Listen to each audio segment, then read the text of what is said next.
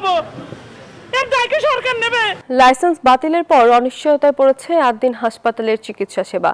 ভর্তি থাকা শিশু ও রোগীদের নিরাপদ স্থানান্তর এবং চিকিৎসা অব্যাহত রাখা নিয়ে উদ্বিগ্ন স্বজনরা। এখনো ভর্তি আছেন শতাধিক রোগী। এদিকে সরকারি সিদ্ধান্ত পুনর্বিবেচনার আবেদন জানাতে প্রস্তুতি নিচ্ছে হাসপাতাল কর্তৃপক্ষ। 4 দিন বয়সী রামিসা।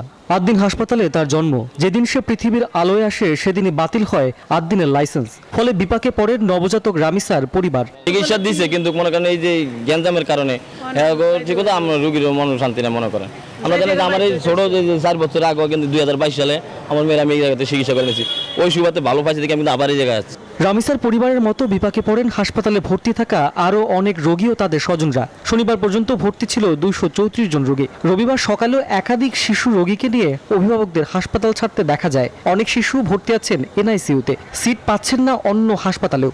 সব মশার বিরুদ্ধে সুরক্ষা দিতে এলো বসুন্ধরা এক্সট্রিম অ্যারোসল, মশার বিরুদ্ধে এক্সট্রিম সুরক্ষা। অভিভাবকরা বলছেন সংকটাপন্ন অবস্থায় তাদেরকে সরিয়ে নেওয়াও ঝুঁকিপূর্ণ।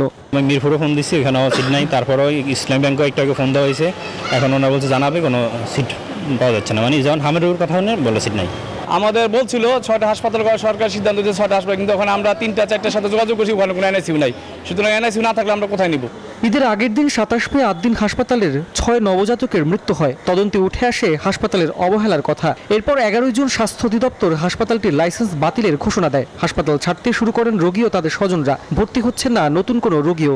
আমরা আসছি বুধবার দিন রাত 10টার দিকে, আমাদের সিজার হয়েছে 12:50-এ। বলছে যে আপনারা এমনি তো বাবু সুস্থ আছে, আপনারা যাইতে পারেন। এর জন্য আমরা আর কি চলে যাচ্ছি। এখানে এসে আমার একটু কর্মসংস্থান হয়েছে, আর যদি এখানে পরিস্থিতি সৃষ্টি হয় আমি আমার পরিবারকে কিভাবে সামলাবো? এর দায় কি সরকার নেবে?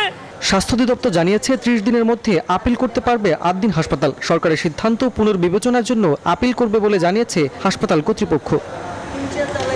রাশেদ রায়হান, নিউজ 24, ঢাকা।